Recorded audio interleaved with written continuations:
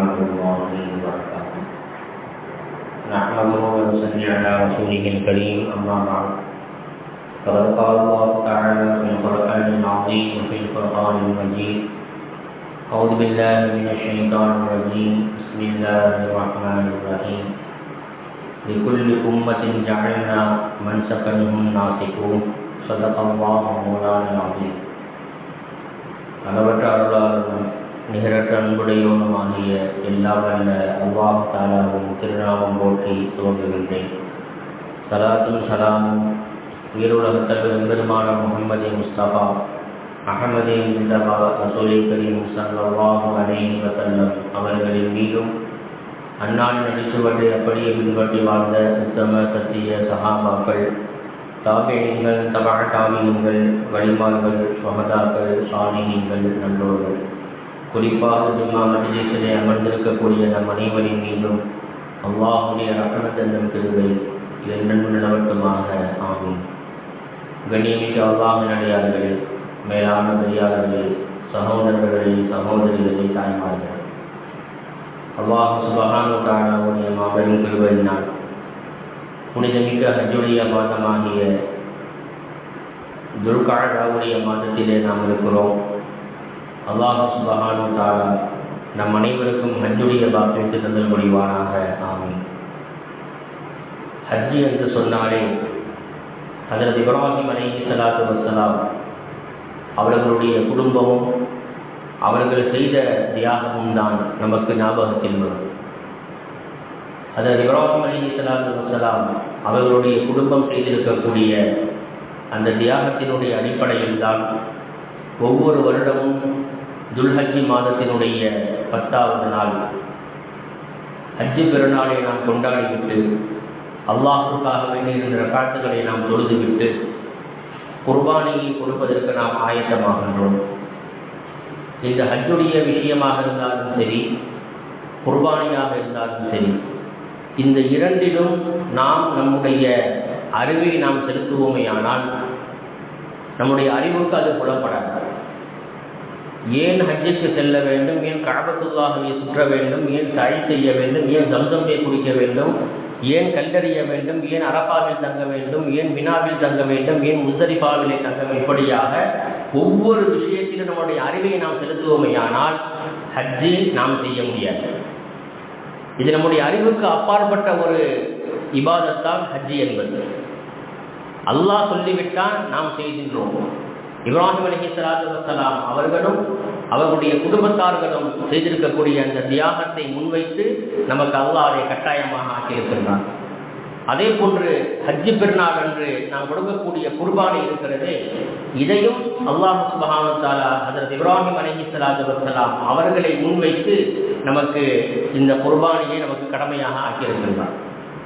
ஒவ்வொரு சமுதாயத்திற்கும் சில நடைமுறைகளை அல்லாஹ் வைத்திருக்கிறார். குர்ஆனிலே அல்லாஹ் சொல்வான், லிகுல்லி உம்மத்தின் ஜஅல்னா மன்ஸகன். ஒவ்வொரு சமுதாயத்தினருக்கும் ஒரு நடைமுறையை நாம் வைத்திருக்கின்றோம். வழிபாட்டு முறைகளில் சில வழிமுறைகளை நாம் வைத்திருக்கின்றோம். அவர்கள் அதை என்ன செய்வாங்க, பின்பற்றுவார்கள். இப்ப நமக்கு கொடுத்திருக்கக்கூடிய நடைமுறைகள், சுன்னத்தான விஷயங்கள், பரதான விஷயங்கள், இவை அனைத்தும் பெருமானார் ஸல்லல்லாஹு அலைஹி வஸல்லம் அவர்கள் மூலமாக நமக்கு கிடைத்திருக்கிறது என்பதை நாம் பார்க்க முடிகிறது. இப்போ அல்லாஹ் சுப்ஹானஹு வ தஆலா அந்த ஹஜ்ஜி பெருநாள் என்று நாம் செய்யக்கூடிய அந்த குர்பான் என்று சொன்னால் தியாகம் என்பதே குர்பான் என்பதாக சொல்வார்கள். அதே போல நாம் செய்யக்கூடிய அந்த தியாகம் குர்பானி இருக்கிறதே, இந்த குர்பானி சம்பந்தமான ஒரு 5 விஷயங்களை இந்த ஜும்மாவிலே சிந்திக்க நாம் கடமைப்பட்டிருக்கிறோம். அந்த 5 விஷயங்களிலே முதலாவது குர்பானி என்பதாக நாம் சொல்கின்றோமே, அந்த குர்பானினா என்ன, குர்பானி என்றால் என்ன என்று ஒரு கேள்வியை நாம் முன்வைப்போமே, ஆனால் அதற்கு பதிலை அல்லாஹ் சுப்ஹானஹு வ தஆலா தனது திருவசனத்திலும் சொல்கின்றான். நபிகள் நாயகம் ஸல்லல்லாஹு அலைஹி வஸல்லம் அவர்கள் ஹதீஸிலும் சொல்கிறார்கள். முஹத்திஸீன்கள் குர்பானினா என்ன அப்படின்னு சொல்லும் பொழுது அதற்கு விளக்கம் கொடுக்கிறாங்க. பொதுவாகவே அரபியில குர்பானிக்கு உல்ஹியா என்பதாக நாம் சொல்லுவோம். இது அரபியுடைய வார்த்தை. உல்ஹியானா குர்பானி அப்படின்னு அர்த்தம். அந்த வார்த்தையை அவங்க சொல்றாங்க, முஹத்திஸீன்கள் சொல்றாங்க. சில குர்பானினா என்ன, அல் உல்ஹியத்து ஹிய குல்லு மா யுதப்பிஹுல் முஸ்லிமு மினல் இப்லி வல் பக்ரி வல் கனமி யௌமன் நஹர். ஹஜ் பெருநாள் அன்று, அதாவது துல்ஹஜ் மாதத்தினுடைய பிறை 10ஆம் நாள் பெருநாளுடைய 2 ரக்காத்தை தொழுதற்கு பிறகு ஒரு முஸ்லிம் ஒட்டகத்தையோ அல்லது மாட்டையோ அல்லது ஆட்டையோ அல்லாஹ்வுக்காக வேண்டி அவன் அறுத்து பலியிடுவதுதான் இந்த உலுஹிய்யா என்பது. இந்த உலுஹிய்யாவின் மூலமாக, குர்பானின் மூலமாக அல்லாஹ்வின் பக்கம் ஒரு நெருக்கத்தை அவன் பெற்றுக் கொள்கிறான். பெருநாள் மட்டுமல்ல, வமா எலீஹி மின் ஐயாமித் தஷ்ரீக், அதற்கு பிறகு வரக்கூடிய 3 நாட்கள், பிறை 11, 12, தேவைப்பட்டால் 13வது நாட்கள்.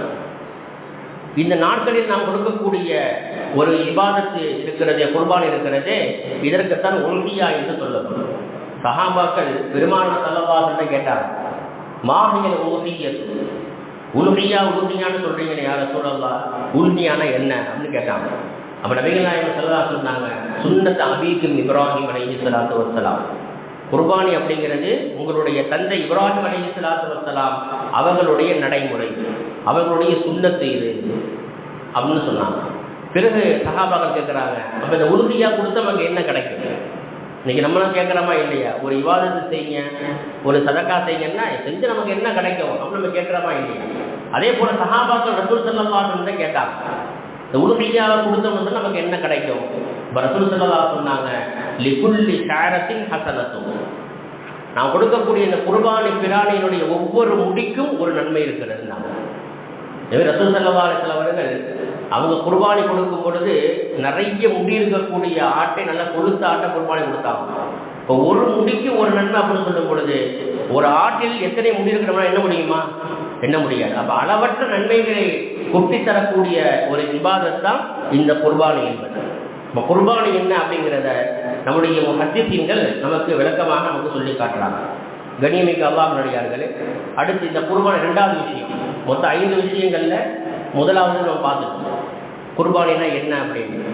அடுத்து குர்பானி உருவான வரலாறு, இந்த குர்பானி எப்படி நமக்கு கிடைச்சிச்சு என்பதை பார்க்கும் பொழுது சூரத்து சாஃபாத்துல அல்லாஹ் சொல்லி காட்டுறான். அதில் இப்ராஹிம் அலைஹிஸ்ஸலாத்து வஸ்ஸலாம் அவர்களுக்கு அடிக்கடி கனவு வந்தது. நமக்கு தெரிஞ்ச சம்பவம் தான். தன்னுடைய மகனை பலியிடுவதாக என்ன செஞ்சாங்க? கனவு கண்டாங்க. அடிக்கடி கனவு வந்த உடனே இது உண்மையா என்ன சைத்தானுடைய தூண்டுதலா என்பதாக ரொம்ப குழப்பத்தில் இருந்தாங்க. அதில் இப்ராஹிம் அலைஹிஸ்ஸலாத்து வஸ்ஸலாம் தொடர்ந்து 3 நாட்கள் ஒரே கனவு வந்த உடனே அவர் என்ன செஞ்சாங்க? கொஞ்சம் சுதாரிச்சுட்டாங்க. சரி, நமக்கு அல்லாஹ் சுப்ஹானஹு வ தஆலா கொடுத்திருக்கக்கூடிய வஹி இது. ஏன்னு சொன்னா ஒவ்வொரு நபிமார்கள் தூக்கத்துல நபிமார்களுக்கு கனவு வரும். பொதுவாகவே தூக்கத்துல தான் கனவு வரும். ஆனா நபிமார்களுக்கு கனவு கண்டக்கூடிய கனவு இருக்கிறதே அது வஹீங்கிறாங்க முஹத்திஸீன் முஃபஸ்ஸிரீன்கள். இந்த ஆயத்தினுடைய தஃசீர்ல அதான் எழுதுறாங்க. அதில் இப்ராஹிம் அலைஹிஸ்ஸலாத்து வஸ்ஸலாம் அவர்களுக்கு ஏற்பட்டிருக்கக்கூடிய அந்த கனவு இருக்கிறதே அது அல்லாஹ்வின் கொடுக்கப்பட்டிருக்கக்கூடிய வஹி. உடனே என்ன செஞ்சாங்க? தன்னுடைய மகனிடத்துல சொன்னாங்க. தன் மகன் இஸ்மாயில் அலைஹிஸ்ஸலாம் அவங்களுக்கு 6 அல்லது 7 வயசு இருக்கும். 7 வயது சின்ன பிள்ளை அவங்கள்ட்ட சொல்றாங்க, இது மாதிரி நான் கனவு கண்டேன். அல்லாஹ் குர்ஆனில் காட்டினான், பலம்மா வலகு மஅஹு ஸஅய, அவர்கள் நடமாடக்கூடிய அந்த வயதை எட்டிய போது, ஒரு சிறிய வயது 6 அல்லது 7 வயசு இருக்கும் அவங்களுக்கு, எட்டிய போது கால இப்ராஹிம் அலைஹிஸ்ஸலாம் அவங்க சொன்னாங்க, யா புனைய, என்னுடைய அருமை மகனே, இன்னி அராபில் மனாமி, நிச்சயமா நான் கனவிலே கண்டேன், அன்னி அதுபகுக்க பங்குரு மாதா தரா, அன்னி அதுபகுக்க, உன்னை பலியிடுவதை போல நான் கனவிலே நான் கண்டேன். பங்குரு மாதா தரா, நீங்கள் எதை கண்டீர்களோ அதை நீங்க என்ன செய்யுங்க, நீங்க அந்த கட்டளை நீங்க நிறைவேற்று என்பதாக சொன்னாங்க. பிறகு இஸ்மாயில் அலைஹிஸ்ஸலாம் சொல்றாங்க, எத்தனை வயசு பிள்ளைங்க? 6 அல்லது 7 வயசுக்குள்ள சொல்றாங்க, கால யா அபதி ஃபஅல், கால யா அபதி ஃபஅல், தந்தையே, துஃபஅல் மா துமர், உங்களுக்கு எதை ஏவப்பட்டதோ, கனவுல பார்த்ததா தன்னுடைய மகன்கிட்ட சொல்றாங்க இப்ராஹிம் அலைஹிஸ்ஸலாம். ஆனால் இஸ்மாயில் அலைஹிஸ்ஸலாம் என்ன சொல்றாங்க? உங்களுக்கு எதை ஏவப்பட்டதை செய்யுங்கிறாங்க. அப்ப கனவிலே சொல்லப்பட்டது, கனவிலே காட்டப்பட்டது அவங்களுக்கு ஏவப்பட்டிருக்கக்கூடிய விஷயம் என்பதாக ஹஜ்ரத் இஸ்மாயில் அலைஹிஸ்ஸலாத்து வஸ்ஸலாம் அவர்கள் அந்த சிறு வயதிலேயே உணர்ந்திருந்தார்கள் என்பது இந்த ஆயத்தின் மூலம் நமக்கு தெரிய வருகிறது. உங்களுக்கு எதை ஏவப்பட்டிருக்கிறதோ அதை நீங்க செய்யுங்க அப்படின்னு சொல்லிட்டாங்க. அதுக்கடுத்து சொல்றாங்க இஸ்மாயில் அலைஹிஸ்ஸலாத்து வஸ்ஸலாம், சதஜிதுனி இன்ஷா அல்லாஹு மினஸ் சாபிரீன். அப்படி அல்லாஹ்விற்காக என்னை நீங்கள் பலி கொடுக்கும் பொழுது, என்னை நீங்கள் அறுக்கும் பொழுது என்னை பொறுமையாளராக நீங்கள் பெற்றுக்கொள்வீர்கள் என்பதாக சொன்னாங்க. சரி, அந்த அவங்களுடைய தியாகத்தை அல்லாஹ் சுப்ஹானஹு என்ன செஞ்சான், ஏற்றுக்கொண்டான். இது நீண்ட சம்பவம். பிறகு என்ன செஞ்சாங்க, அந்த பாறை கிட்ட அவங்களை கொண்டு போனாங்க, அவர்களை படுக்க வைத்தார்கள். அறுக்க முற்படும் பொழுது கத்தி அறுபடலை. கோபத்தில் என்ன செஞ்சாங்க, இது இப்ராஹிம் அலைஹிஸ்ஸலாத்து வஸ்ஸலாம் அவர்கள் பக்கத்தில் இருக்கக்கூடிய பாறையில ஓங்கி அடித்தாங்க, பாறை ரெண்டாக பிளந்தது என்பது வரலாறு. பிறகு அல்லாஹ் சுப்ஹானஹு வ தஆலா இந்த தியாகத்தை பற்றி சொல்லும் பொழுது அல்லாஹ் சொல்றான், இன்ன ஹாதா லஹுவல் பலாகுல் முபீன். இது இப்ராஹிம் அலைஹிஸ்ஸலாத்து வஸ்ஸலாம் அவர்களுக்கு ஏற்பட்டிருக்கக்கூடிய மிகப்பெரிய ஒரு சோதனை. அந்த சோதனையை சாதனையாக மாற்றி காட்டினார்கள். உடனே அல்லாஹ் என்ன செஞ்சா, சொர்க்கத்திலிருந்து ஆட்டை என்ன செஞ்சான், அல்லாஹ் இறக்கி வச்சான். அந்த ஆடு என்ன, எப்படிப்பட்ட ஆடு அப்படின்னு சொன்னா, ஹஜ்ரத் ஆதம் அலைஹிஸ்ஸலாத்து வஸ்ஸலாம் அவர்களுடைய ரெண்டு மகன்களுடைய எந்த மகன்களுடைய குர்பானி ஏற்றுக்கொள்ளப்படுது என்பதை சோதிப்பதற்காக வேண்டி அல்லாஹ் என்ன செஞ்சான், ஹாபில் காபில் 2 மகனுடைய பெயர். 2 பேரும் என்ன செஞ்சாங்க, தன்னுடைய குர்பானியை கொண்டு வந்து மலையின் மீது வைத்தாங்க. அதுல ஹாபிலுடைய குர்பானி ஏற்றுக்கொள்ளப்பட்டு அவர் ஆட்டை கொண்டு வந்து வச்சார். அந்த ஆட்டை தான் என்ன செஞ்சான், தன்னோட தண்ணீர் பக்கம் உயர்த்தி கொண்டான். அந்த ஆடு சொர்க்கத்தை என்ன செஞ்சது, பல ஆண்டுகளாக அது அங்கேயே வசித்து வந்தது, அங்கேயே மேய்ஞ்சிட்டு இருந்தது. அந்த ஆட்டை தான் அல்லாஹ் என்ன செஞ்சான், அதற்கு இப்ராஹிம் அலைஹிஸ்ஸலாத்து வஸ்ஸலாம் அவர்களுக்கு இறக்கி கொடுத்தான் என்பதாக தஃசீர்கள் எழுதுறான். நல்ல கொடுத்த ஆட்டை என்ன செஞ்சான், அதுக்கு பகரமாக அல்லாஹ் கொடுத்தான். அடுத்த ஆயத்தில் எல்லாம் சொல்றான், வதரக்கனா அலைஹி ஃபில் ஆகிரீன். இந்த இபாதத்தை இப்ராஹிம் அலைஹிஸ்ஸலாத்து வஸ்ஸலாம் அவர்களோடு நாம் முடிச்சிடல, பின்னால் வரக்கூடியவர்களுக்காக வேண்டி இதை நாம் விட்டு வைத்திருக்கணும் என்பதாக எல்லாம் சொல்றோம். இதுல என்ன தெரியுது, இனி கியாமத்தினால வரைக்கும் இந்த குர்பானி என்று சொல்லக்கூடிய இந்த இபாதத்தை ஒவ்வொருவரும் செய்தாக வேண்டும் என்பதை இந்த ஹதீஸின் வாயிலாக, குர்ஆனுடைய வார்த்தையின் வாயிலாக நாம் தெரிந்து கொள்ள முடிகிறது. இந்த குர்பானி அப்படிங்கிறது இப்ராஹிம் அலைஹிஸ்ஸலாத்து வஸ்ஸலாம் அவர்கள் கொடுத்தது மட்டுமல்ல, ஆதம் அலைஹிஸ்ஸலாத்து வஸ்ஸலாம் அவர்களுடைய மகன்கள் கொடுத்திருக்கிறாங்க. அதே போல பனி இஸ்ரவேலர்கள் அவர்களுடைய சம்பவத்தை சூரத்துல் பக்ராவில் அல்லாஹ் சொல்லுவான். அவங்களுடைய கூட்டத்தார்கள் இன்னொருத்தரை கொலை செஞ்சுட்டார். கொலை செஞ்சது யாரு அப்படிங்கிறது தெரியும். உடனே எல்லாம் என்ன செஞ்சான், ஒரு மாட்டை அருங்க, அந்த மாட்டினுடைய வாளை எடுத்து அந்த ஜனாசாவின் மீது நீங்கள் அடிப்பீர்களே ஆனால் அது உயிரோடு எழுந்து யார் தன்னை கொலை செய்தார்கள் என்பதை சுட்டிக்காட்டி விட்டு அதை என்ன செஞ்சிடும், மீண்டும் மரணிச்சிடும் என்பதாக அல்லாஹ் சொன்னான். ஆனா அவங்க என்ன செஞ்சாங்கன்னா, அதிகமா கேள்வி கேட்கறது அவனுடைய வேலை. அதிகமா கேள்வி கேட்க வீணா போனவனும் அந்த பனி இஸ்ரவேலர்கள். அது எப்படி இருக்கும், அது என்ன மாடு, ஆனா பொண்ணா, அது கலர் எப்படி இருக்கும், ஹைட்டா இருக்குமா, குண்டா இருக்குமா, ஒல்லியா இருக்குமா, இப்படி பலவிதமான கேள்விகள் கேட்டான். இது எல்லா விஷயத்தையும் அல்லாஹ் சுப்ஹானஹு வ தஆலா சூரத்துல் பக்ராவிலே நமக்கு தெளிவாக சொல்லி காட்டுகிறான். அப்போ ஒவ்வொரு சமுதாயத்தினருக்கும் அல்லாஹ் என்ன செஞ்சிருக்கிறான், குர்பானியை அவளுக்கு கடமையாக ஆக்கியிருக்கின்றன. அவர்கள் அந்த குர்பானியை கொடுத்தார்கள் என்பதாக குர்ஆன் நமக்கு தெளிவாக சொல்லி காட்டுகிறது. அவ இப்ராஹிம் அலைஹிஸ்ஸலாத்து வஸ்ஸலாம் அவருடைய இந்த தியாகத்தை தான் நாம் வருடா வருடம் இந்த குர்பானியை நாம் கொடுத்து வருகிறோம். இது குர்பானுடைய விஷயத்துல 2 விஷயத்தை நாம் பார்த்துட்டோம்.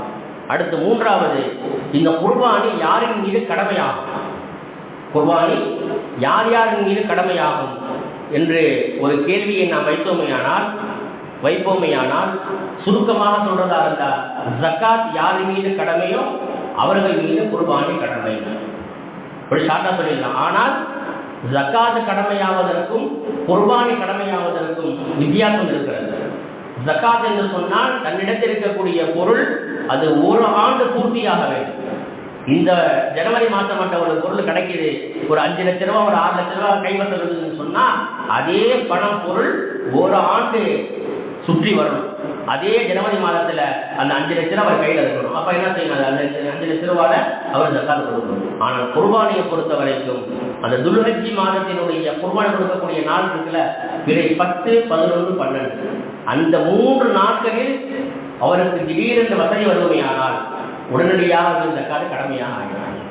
தன்னுடைய தேவைகள் போக மீதி இருக்குமேயானால் அவர் என்ன ஜக்காத்து கண்டிப்பாக கடமையாக ஆகிறோம் என்று முஹத்திஸீன்கள் நமக்கு சொல்லி காட்டுறாங்க. பொதுவாகவே குர்பானி கொடுப்பது என்பது ஒவ்வொரு குடும்பத்திலும் நிறைய பேர் வசதி வாய்ப்புகள் இருக்கு, மாசத்துக்கு லட்ச ரூபா சம்பாதிக்கிறாங்க. ஆனால் என்ன செஞ்சிடுறது, ஏதோ ஒரு மாட்டில் ஷேர் சேர்த்து அந்த வேலையை முடிச்சிடுறது. 2500 ரூபா 3000 அல்லது 4000 ரூபா என்ன செஞ்சிடறாங்க, ஷேர் சேர்த்து தன்னுடைய கடன் முடிஞ்சிச்சு அப்படின்னு நினைக்கிறாங்க. அப்படி அல்ல. வசதி வாய்ப்புகள் இருக்குமே ஆனால் அவர்கள் ஆடு குர்பானி கொடுப்பதுதான் சிறந்தது. அது ஏன் சிறந்தது அப்படிங்கிறத கடைசியாக நான் சொல்றேன். அப்ப குர்பானி யார் மீது கடமை, ஜக்காத்து யாரின் மீது கடமையோ அவர்கள் மீதும், அதே போன்று துல்ஹஜ் மாதத்தின் பெரிய 10, 11, 12 இந்த 3 நாட்களில் யார் தன்னுடைய தேவைகள் போக குர்பானி கொடுக்கக்கூடிய அளவிற்கு யாரிடத்திலே பணம் வசதி இருக்குமோ அவர்களின் மீதும் இந்த குர்பானி என்பது கட்டாய கடமையாக இருக்கிறது. அவர்கள் கண்டிப்பாக இதை நிறைவேற்றியே ஆக வேண்டும். இது 3வது செய்தி. அடுத்த 4வது செய்தி என்ன, குர்பானி பிராணி எது? சில பேர் குர்பானி என்ன செய்யணும், கோழியை கொடுத்துடலாங்கிறாங்க. கோழி என்ன செய்யலாம், குர்பானி கொடுத்துடலாம். சில பேர் சந்தேகங்க, 2 பேர் கேட்டாங்க. இப்போ குர்பானி இருந்தது இல்லை, ஆடு விலை ஏறி போச்சு. கிலோ வந்து 1000 ரூபாய் தாண்டு மூலம் இருக்கு, கிலோ 1000 ரூபாய் தாண்டு மூலம் இருக்கு. அது மாதிரி மாடு சொன்னோம்னா அது 1 கிலோ 450 ரூபா விற்கிது. அது அதிகமாகவே போதுன்னா கோழியை கொடுத்துருவோம் அப்படிங்கிறாங்க. அப்படின்னா என்ன செய்யக்கூடாது, கோழி தான் கொடுக்கறதுக்கு மார்க்கத்தில் அனுமதியே கிடையாது. மார்க்கத்தில் என்ன சொல்லப்பட்டிருக்கிறதோ அதுதான் செய்யணும், குர்பானி கொடுக்கணும். அல்லாஹ் சுப்ஹானஹு குர்ஆன்ல சொல்றான், வலிக்குல்லி உம்மத்தின் ஜஅல்னா மன்சகன் லியذكروا ஸ்மல்லாஹி அலைஹி ஃபீ பஹீமத்தில் அன்ஆம். அல்லாஹ் சுப்ஹானஹு வ தஆலா எந்த ஒரு பிராணியை உண்பதற்கு சாப்பிடுவதற்கு ஆகமாக நாம் ஆக்கியிருக்கின்றோமோ அந்த பிராணியின் மீது அல்லாஹ்வுடைய பெயரை கூறுவதற்காக வேண்டி ஒவ்வொரு சமுதாயத்திற்கும் இந்த குர்பானியை நாம் கடமையாக ஆக்கியிருக்கின்றோம். இந்த பஹீமத்துல் அன்ஆம் உண்ணுவதற்கு ஆகமாகப்பட்ட பிராணி என்ன, 3 பிராணி தான், ஒட்டகம், மாடு, ஆடு. பஹீமத்துல் அன்ஆம் அப்படின்னு சொன்னாலே இந்த 3 பிராணியை தான் குறிக்கும். இப்போ குர்பானிக்கு தகுதியான பிராணி எதுங்க, இந்த 3 தான். அதுல தரவரிசையை சொல்லுவாங்க முஃபஸ்ஸிரீன்கள். முதலாவது ஒட்டகம் கொடுக்கணும், ஒட்டகம் கொடுக்கணும். இப்ப நம்ம பகுதிகளில் ஒட்டகம் கொடுக்கறது வழக்கத்துல இல்லை, அப்படியே கொண்டு வந்தாலும் அது கேட்டாயிடும், அது வந்து தேவையில்லாது. 2வது மாடு, 3வது ஆடு. அடுத்ததா சொல்றாங்க ஒட்டகத்துல 7 பேர் சேர்ந்து ஒரு ஒட்டகத்தை குர்பானி கொடுக்கணும் இல்லையா, அல்லது ஒரு மாட்டுல 7 பேர் சேர்ந்து ஒட்டகத்தை கொடுக்கணும். இப்படி 5 விதமா கேட்டகரி பிரிக்கிறாங்க. இதுல 5வது பங்கு தான் என்ன வருது, 5வது விஷயம் தான் என்ன வருது, நம்ம மாட்டுல பங்கு சேர்றது. குர்பானி கொடுப்பதற்கு தகுதியானதும் குர்பானி கொடுப்பதன் மூலமாக நன்மைகள் அதிகமாக கிடைக்கக்கூடிய ஒரு பிராணி எது அப்படின்னு சொன்னா அது ஆடுதான். நம்ம ஆடு பிராணி கொடுக்கிற மாதிரி மற்ற பிராணிகளை கொடுக்கக்கூடிய விஷயத்துல நமக்கு நன்மைகள் அவ்வளோ என்ன செய்யாது, நமக்கு கிடைக்காது. ஆடை எந்த அளவுக்கு நம்ம குர்பானி கொடுப்போமோ அந்த அளவுக்கு நமக்கு என்ன செய்யும், நன்மைகள் அதிகமாக கிடைக்கும். ஏன்னா மாட்டை விட ஆட்டுல தான் வந்து தோல்ல வந்து முடி அதிகமா இருக்கும். மாட்டுல தான் அதிகமா என்ன செய்யாது, தோல்ல முடி அதிகமா இருக்காது, ஆட்டுல தான் முடி அதிகமா இருக்கும். எனவே தான் என்ன செஞ்சாங்க, ரசூல் ஸல்லல்லாஹு அலைஹி வஸல்லம் அவங்களும் குர்பானி கொடுக்கும் பொழுது ஒட்டகத்தையும் கொடுக்கல, மாடு கொடுக்கல, ஆடுதான் கொடுத்தாங்க. சொல்லணும் இந்த ஆட்டை குர்பானி கொடுப்பதற்கு சிறந்தது என்பதற்கு உண்டான முதல் காரணத்தை எழுதும் பொழுது முஹத்திஸீன்கள் எழுதுவாங்க, நபிகள் நாயகம் ஸல்லல்லாஹு அலைஹி வஸல்லம் அவர்கள் மதீனாவில் 10 ஆண்டு காலம் வாழ்ந்தாங்க. அந்த 10 ஆண்டு காலமும் குர்பானி கொடுத்தார்கள். எதை கொடுத்தாங்க, ஆடுதான் கொடுத்தாங்க. புகாரியிலையும் முஸ்லீம்லையும் ஹதீஸ் வருது, லஹன் நபி ஸல்லல்லாஹு அலைஹி வஸல்லம் பி கபுஷைனில் அம்லஹைன். நபிகள் நாயகம் ஸல்லல்லாஹு அலைஹி அவர்கள் கொடுத்த 2 ஆடுகளை என்ன செஞ்சாங்க, அவர்கள் குர்பானி கொடுத்தாங்க. எப்படி குர்பானி கொடுத்தாங்க, தன்னுடைய கரத்தாலே என்ன செஞ்சாங்க, பிஸ்மி சொல்லி தக்பீர் சொல்லி தன்னுடைய கரத்தாலேயே அறுத்து குர்பானி கொடுத்தார்கள் என்பதாக புகாரியிலையும் முஸ்லீமையும் ஹதீஸ்கள் செய்யப்பட்டிருக்கு, பதிவு செய்யப்பட்டிருக்கு. இப்போ நபிகள் நாயகம் ஸல்லல்லாஹு அலைஹி வஸல்லம் அவர்கள் கொடுத்திருக்கக்கூடிய அந்த குர்பானி பிராணி என்ன, ஆடு. எனவே ஆடு கொடுப்பதுதான் சிறந்தது. இப்போ நம்ம நினைக்கலாம், ஆடு வாங்கி அதை 10-15 நாள் பாதுகாத்து அதுக்கு தீனி போட்டு அதுக்கு வந்து ஏதாச்சும் நோய் இருக்குதா இல்லையா என்பதை பார்த்து இவ்வளவு சிரமப்பட்டு பெருநாளைக்கு அதை அறுத்து அதை உரிச்சி அதை வெட்டி அதை பங்கு வச்சு எல்லாத்துக்கும் கொடுக்கணும். ஏன் இந்த சிரமம், பேசாமல் ஒரு ஷேர் சேர்ந்துட்டு வீட்டில் பேசாமல் இருந்ததாலும் நினைக்கணும். அல்லாஹ் சுப்ஹானஹு வ தஆலா எப்படி இப்ராஹிம் அலைஹிஸ்ஸலாத்து வஸ்ஸலாம் அவர்களுடைய அந்த தியாகத்தை முன்வைத்து அதை கபூல் செய்து ஆட்டை கொடுத்தாலும் அதே போன்று ஒரு தியாகத்தால் நம்மிடமிருந்து எதிர்பார்க்கிறோம். இது அந்த வருடத்தில அந்த ஒரு நாள் நாம் செய்யக்கூடிய அந்த தியாகத்தை அல்லாஹ் எதிர்பார்க்கிறோம். அந்த ஒரு நாள் அந்த தியாகம் நம்ம செஞ்சுட்டோம்னு வைங்களேன், அதை விட ஒரு நன்மை நமக்கு மற்ற மாதத்துல அந்த நன்மை கிடைக்காது. ஹஜ்ஜை பொறுத்தவரைக்கும் குர்பானி இந்த 3 நாள் கொடுத்தாதான் குர்பானி. அதுக்கு பிறகு கொடுத்தோம்னா சதக்காவா போயிடும் அல்லது அக்கீக்காவா போயிடும். அந்த பெருநாள் அன்று அதற்கு பிறகு இருக்கக்கூடிய 2 நாளும் கொடுக்குறோம் பார்த்தீங்களா, அந்த கொடுக்கக்கூடிய குர்பானி தான் அல்லாஹ்வுக்கு மிகவும் பிடித்தமானது என்பதாக நபிகள் நாயகம் ஸல்லல்லாஹு அலைஹி வஸல்லம் அவர்கள் ஹதீஸ் ஷரீஃபில் சொல்றாங்க. அதே போல் நபிகள் நாயகம் ஸல்லல்லாஹு அலைஹி வஸல்லம் அவர்கள் 10 ஆண்டு காலம் மதீனாவில் வாழ்ந்தாங்க. அகாம ரசூலுல்லாஹி ஸல்லல்லாஹு அலைஹி வஸல்லம் பில் மதீனா, மதீனாவில் ரசூல் ஸல்லல்லாஹு அலைஹி வஸல்லம் அவர்கள் 10 சினீன் 10 ஆண்டுகள் வாழ்ந்தாங்க. அந்த 10 ஆண்டு காலமும் யுலாஹி அல்லாஹ்வுக்காக குர்பானி கொடுத்தார்கள், ஆட்டத்தை குர்பானி கொடுத்தாங்க. ரசூல் ஸல்லல்லாஹு அலைஹி வஸல்லம் அவர்கள் 10 ஆண்டு காலம் ஆட்டை குர்பானி கொடுத்ததின் காரணமாக ஆடு கொடுப்பதை சிறந்தது என்பதாக முஹத்திஸீன்கள் முஃபஸ்ஸிரீன்கள் நமக்கு விளக்கம் தர்றாங்க. இது முதல் காரணம். இரண்டாவது, ஹஜ்ரத் இப்ராஹிம் அலைஹிஸ்ஸலாத்து வஸ்ஸலாம் அவர்களுக்கு இஸ்மாயில் அலைஹிஸ்ஸலாத்து வஸ்ஸலாம் அவர்களுக்கு பகரமாக எந்த பிராணி எல்லாம் கொடுத்தான்? ஒட்டகத்தை கொடுக்கல, மாட்டும் கொடுக்கல, சொர்க்கத்திலிருந்து ஆட்டத்தை எல்லாம் இறங்கி கொடுத்தான். எனவே ஆடு கொடுப்பதால் சிறந்தது என்பதாக முஃபஸ்ஸிரீன்கள் சொல்றாங்க. அந்த சொர்க்கத்திலிருந்து இறக்குறாங்கன்னு ஆடு, அந்த ஆட்டினுடைய பெயர் என்ன என்பது முதற்கொண்டு தஃசீர்கள்ல பதிவு செய்யப்பட்டிருக்கு. அந்த ஆட்டினுடைய பெயர் வந்து ஜரீர். அந்த ஆட்டு பேர் என்ன? அந்த ஆட்டுடைய பெயர் வந்து ஜரீர் என்பதாக தஃசீர் இப்னு கஸீர்ல சொர்க்கத்திலிருந்து இறக்கப்பட்ட ஆட்டினுடைய பெயரை அதில் பதிவு செஞ்சிருக்கிறாங்க. அந்த ஜரீர் அப்படிங்கிற ஆட்டை தான் என்ன செஞ்சாங்க? இப்ராஹிம் அலைஹிஸ்ஸலாம் தன்னுடைய மகனுக்கு பகரமாக அடுத்து வெளியிட்டார்கள் என்பதாக தஃசீர்கள்ல வருது. அப்ப நாம் கொடுக்கக்கூடிய அந்த குர்பானி பிராணி முதல் அந்தஸ்தில் இருக்கிறது ஆடுதான். ஒவ்வொருத்தரும் என்ன செய்யணும்? வசதி வாய்ப்பு இருக்கக்கூடியவங்க ஆட்டை என்ன செய்யணும்? குர்பானி கொடுக்கணும். ஒவ்வொரு வருடமும் குர்பானியை நாம் அதிகரித்துக் கொண்டே போவோம். முதல் நாள் 1 ஆடு கொடுத்தோமா, அடுத்த வருடம் 2 ஆடு, அதுக்கு அடுத்த வருஷம் 3 ஆடு, இப்படி கூட்டிக்கிட்டே போகணும். ஆனா சமுதாயத்தை நிலைப்பட தெரியுமா? எடுத்தெடுப்படியே 5 ஆடு கொடுத்தாரு, அப்புறம் 4, 3, 2, 1 சுத்தமா இல்லாம நம்ம இப்படி குறைச்சிடறோம். எடுத்தெடுப்பிலேயே என்ன செய்யக்கூடாது? 10 ஆடு கொடுக்குறது, 15 ஆடு கொடுக்கறது இருக்கக்கூடாது. ஒவ்வொரு வருஷமும் என்ன செய்யணும்? ஆடை கூட்டிக் கொண்டே நாம் செல்ல வேண்டும். 1, 2, 3 இப்படி போட்டு தவிர 5 கொடுத்துக்கிட்டு அடுத்த வருஷம் 4, அடுத்த வருஷம் 3, அடுத்த வருஷம் 2, அடுத்த வருஷம் 1, அதுக்கப்புறம் என்ன செய்யறது இல்லை?